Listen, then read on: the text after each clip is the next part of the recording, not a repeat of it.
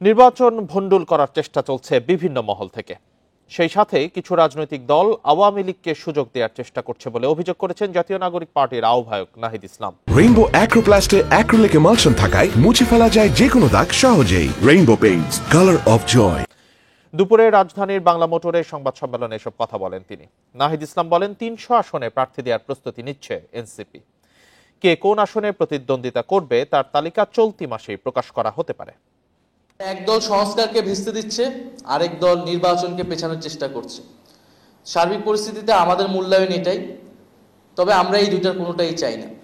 আমরা চাই যথাসময় নির্বাচন হবে ফেব্রুয়ারিতে, এবং জুলাই সনদেরও আইনি ভিত্তি পাবে এবং বাস্তবায়ন হবে।